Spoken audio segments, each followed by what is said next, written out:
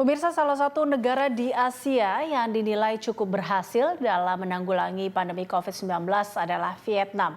Negara berpenduduk 97 juta jiwa ini hanya mencatat 349 kasus positif COVID dengan angka kematian 0.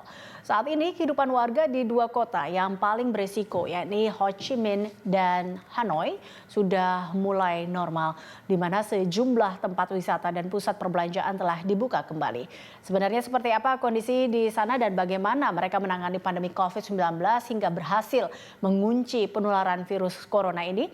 Untuk memperbincangkannya, kini kita telah terhubung bersama dengan Bapak Ibnu Hadi, Duta Besar Republik Indonesia untuk Vietnam. Pak Ibnu. Halo, selamat sore. Ya, selamat sore Pak Ibnu. Ini kalau kita lihat terkait dengan, kita tahu bahwa Vietnam adalah salah satu negara di Asia yang tentunya berhasil untuk atau bisa dikatakan memutus penularan COVID-19 hingga ke titik nol. Nah, ini sebenarnya apa yang menjadi strategi Vietnam tentunya dari keberhasilan mereka ini? Oke. Sebenarnya kalau kita lihat ya dan kita simpulkan kenapa Vietnam berhasil menangani kasus COVID-19, saya rasa disimpulkan ke dalam 6 poin ya. Pertama adalah mereka melakukan respons yang cepat dan tepat waktu. Dan itu dilakukan oleh pemerintah dan diikuti oleh segenap sejajaran dan stakeholders dari pemerintah dan rakyatnya. Kedua, adanya kepemimpinan yang kuat dari pemerintah yang disertai dengan mobilisasi sumber daya yang memadai.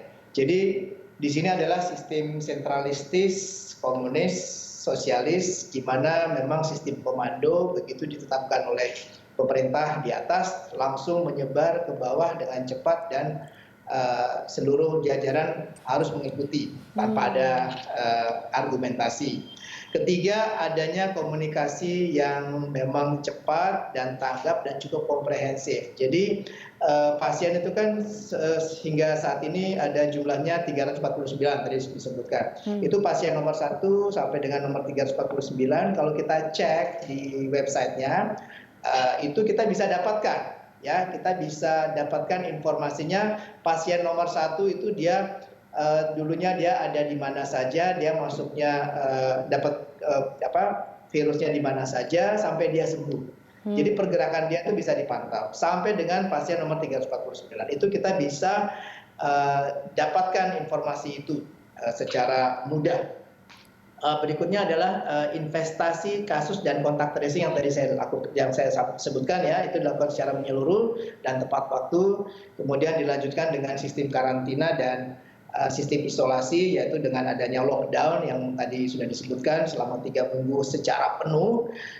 Namanya isolasi dan lockdown itu semacam social distancing atau kita semacam PSBB, tapi dilakukan betul-betul secara ketat, di mana tidak ada pergerakan manusia, tidak adanya aktivitas ekonomi dan sosial selama 2 minggu dan diperpanjang selama 1 minggu berikutnya.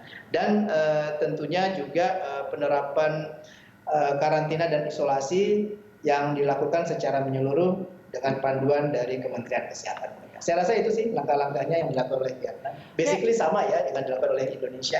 Oh, oke. Nah, ini Anda katakan sama, tapi pada kenyataannya kalau kita lihat PSBB yang dilakukan di sini dengan PSBB yang dilakukan di Vietnam hasilnya berbeda nih. Nah, ini kita juga lihat apakah tadi dari 6 poin tadi yang cukup menarik adalah sebuah ketegasan dan juga kecepatan yang dilakukan di Vietnam di situ adalah menjadi salah satu kuncinya. Nah, apakah kita harus meniru itu juga atau seperti apa? Kita akan lanjutkan perbincangan ini Pak Ibnu usai jeda. Tetaplah bersama kami pemirsa dalam Prime Time.